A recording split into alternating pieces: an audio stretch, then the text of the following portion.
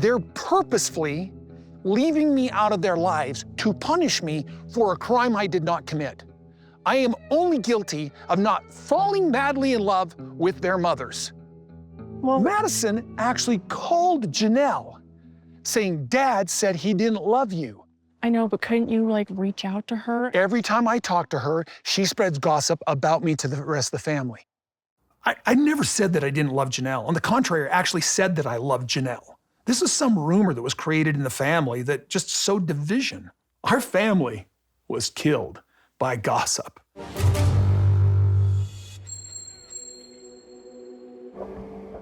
The divorce has put me in, I'll be honest, a pretty dark place. I've spent a lot of time hearing Christine and Janelle berate me in ways that have challenged my resolve for sort of love of myself. For years, they were singing my praises, and now they're sort of loathing me. If they're trashing me to the public, I can't imagine what they're saying to my children, so it makes me very uncomfortable. I hear Kody grumble about he thinks that I've pitted his kids against him, and it's just not true. I'm gonna do everything that I can to have them have a good relationship with him. I know Kody's convinced that their mom is saying stuff to them. I know the rules. I've gone through my own divorce, and I would never, ever, ever badmouth their mother to them, ever. I'm sitting here almost manic, you know, with this broken heart and my happy facade, going into this party, excited about Tony and Mykelti and the babies, while my heart is breaking. I mean, in the end, just Kody and Robyn and being in their space is just gonna happen sometimes. And for sure, Robyn's gonna be at the birth of the twins too. And this is just what it is. We're just going to be in the same space.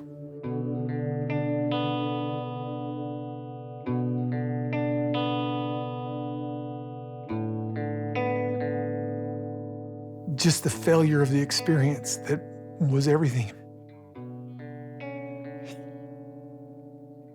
Oh, my goals. Now, failures happen, and I'm gonna grow up, and I'm gonna put on my big boy panties, and I'm gonna get through this. You know that I am. Oh, but it was like the dream of Camelot. You know, it's like we had this dream, and, you know, a whisper might have blown it away, but we strengthened, we got strong, and then it just fell to and it's very sad to me.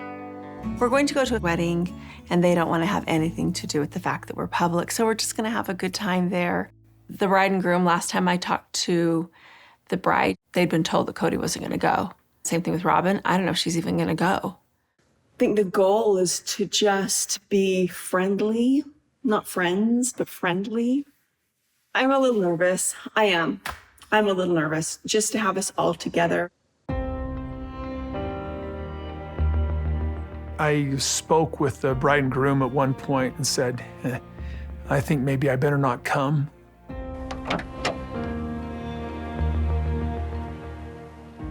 The reason I suggested I shouldn't go is just all the hate that I'm getting from family members. Mostly just all the talk from Christine and Janelle. We're all culpable in this. I am nervous about the initial interaction, and then after that, I don't care, because I can ignore everybody after that. Yeah, between me and Christine, it's just hostile.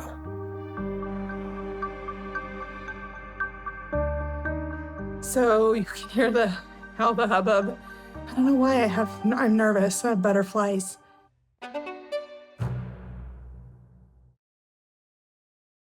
So I'm home from the event, and we didn't really talk to each other. Kody, Robyn, I nodded at Mary. Christine and I sat together with the kids. Kody and Robyn sat elsewhere. You know, I waved at Mary. We talked to Mary. We didn't really talk, but saw her. It's just so weird. Being at the wedding was a little bit awkward just because there are some people in the family that don't really want to interact with me. I'm kind of in the middle of this breakup. You know, it's just kind of weird. You know what I mean? But then at the same time, there's definitely people who are okay with me being in their presence, and those are the people that I hang out with. You know what I mean? Kody did kind of at least say hi to me a couple times in passing. And it's just so weird. I'm not quite sure. Look, I'm happy. It's obviously over. Which is so weird after 30 years or whatever. And we both have said mean things about each other, but or whatever, trying to justify our case, but justify the case for why we feel the way we do. Robyn and I were put over kind of in a corner, probably for our safety. We were kept, it was just in the back. And Robyn's saying, this is just not right, that this family isn't together, that we're not one family. Some of the family came up and gave me a hug, and I just embraced them back. And I got an I love you from Gabe, and I told him I loved him back. I saw Janelle, and I didn't want to talk to her. It was hard. It was hard. I was, whether I'm right or wrong, it just still feels just deep, deep wounds of betrayal for me. There were so many family members that it was just like, hi, I love you, and let's get away from each other. I just inserted myself as best as I could into the fun. It was awkward enough. It's just weird. It was so weird to be at this event and to act like we didn't even know each other or were acquaintances. I saw Christine there as well, but I didn't talk to her. I did feel like some people were trying to look like they were having more fun than me. I mean, this is how childish this whole divorce has been. Such a teenage drama. I don't like you any more than you like me. It's civil war, total civil war. I felt like there could have been more positive interactions there that weren't there. It's over. It's bittersweet. It kind of hurts, kind of bugs me. But I wouldn't change the trajectory of where I'm going, I guess. It's going to take me a couple of days, I think, to process it. And I'm glad that these events won't be all the time. Overall, the whole wedding was just sad for me. We used to go places as a family, and now it's like those who were my partners are now almost like enemies. It's awkward. I don't know what the solution is. Separations are harder than I thought. Divorces are harder than I thought.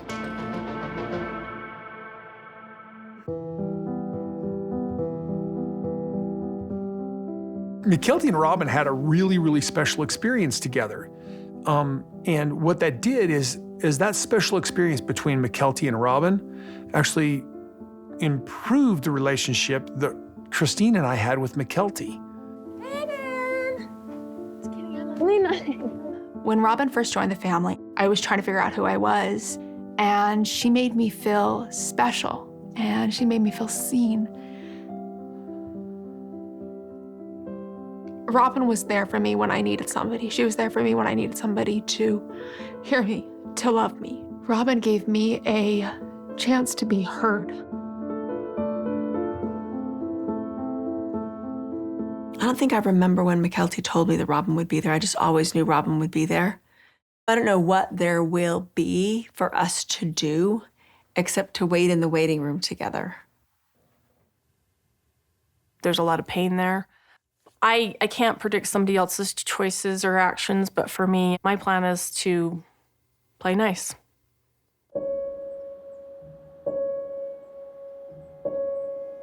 I'm ready to give birth. I'm feeling good. I feel like I didn't sleep at all last night. Anticipation the next day, sleep's not gonna happen.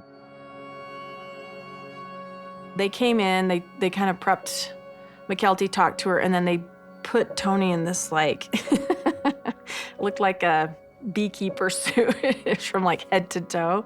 Tony's nervous. He's really nervous. They put him in a suit. You know, we gave Mykelti our hugs and kisses and told her we loved her, and she was willed away. It's hard. It's really hard emotionally to have your kids have any kind of procedure like that. It was really difficult. The entire pregnancy, my heart rate never spiked. I never had issues with blood pressure at all. But as soon as I was in there getting the numbing for the epidural and then getting the epidural, my heart rate started spiking and my blood pressure started going up and I started to go into a panic. The doctors and the nurses in the room were like, something's going on, what's wrong? My body was shaking just because I was just anxiety. The only solution is get me my husband. As soon as Tony entered the room, though, he was finally able to come in. And immediately I started to calm down. I started to feel better because I had him there. You just trust in these doctors so much that everything's going to be okay. I was really glad Aspen was there. And Robyn was there in the room, too. So the three of us just sat and waited for it to be done. It's just surprising, a little scary, what it takes to get those babies out of her. I was really happy I could be there during the operation because I know it means the world to her and I want to be there. Seeing everything, really cool. Being there for my wife, super, super important. Having kids come back, best part. When I have Archer in my arms, I just instantly start calming down and everything's fine. And then Ace comes out, they wrap him up a little bit and then they bring him over in my other arm. I'm able to hold him. And at that point, I'm like, this is great. I'm happy. This is awesome. Yes. You'd hear the voices of my moms and Aspen in the other room. It was just like an incredible experience. I had my boys, they were safe, they were here, they were healthy, and it was just this overjoyous experience of everything's fine. Robyn and Christine are together. I don't know how much they're interacting. I don't know what the experience would be like. They're not here for each other. They're not here for anybody else. They're here for me. So it's very honoring, humbling, and super special because this is one of the most incredible and memorable moments of my life. And to be able to share it with my moms, I think is really important to me.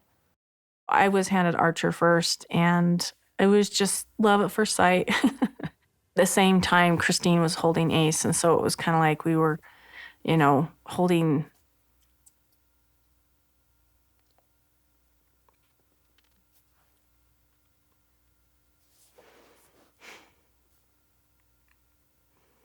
We're just holding our grandbabies together. I just wish it was under different circumstances as far as Christy and I are concerned. And it was kind of sweet because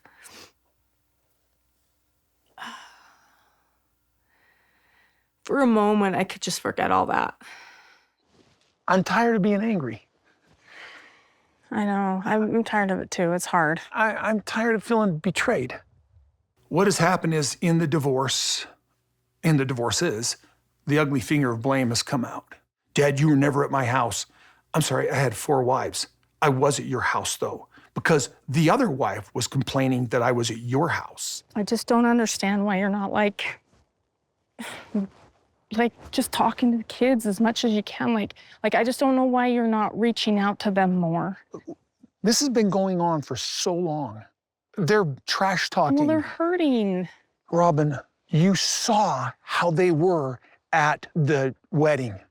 I recently went to a family wedding. The whole family was there. There was so much animosity from some of my family.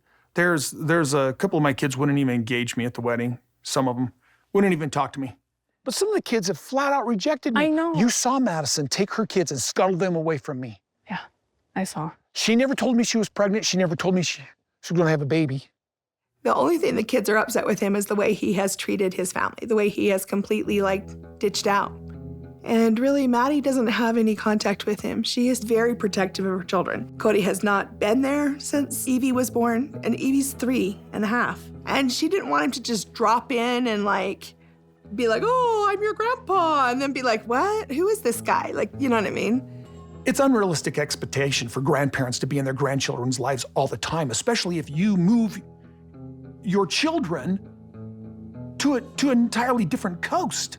I have work and a life in Flagstaff. They're purposefully leaving me out of their lives to punish me for a crime I did not commit. I am only guilty of not falling madly in love with their mothers. Well, Madison actually called Janelle, saying Dad said he didn't love you. I know, but couldn't you like reach out to her? Every time I talk to her, she spreads gossip about me to the rest of the family. I never said that I didn't love Janelle. On the contrary, I actually said that I loved Janelle. This is some rumor that was created in the family that just sowed division. Our family was killed by gossip. I'm just having such a hard time with this. Well, I will work, I will reach out to, I will love those children who will allow me to do it. And in time, maybe the rest of them will come back around. You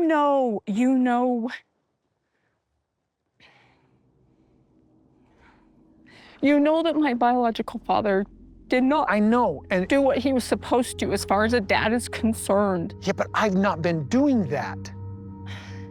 When I was little, my parents got a divorce. He lived with one wife in another city, and then my mom lived alone. I remember confronting my biological father, saying, what happened? Why? All he really did was just make a bunch of lame excuses as to why he wasn't there for me when I was young. And it just sucked. To Kody, I'm like, hey, listen, you don't want to be this guy.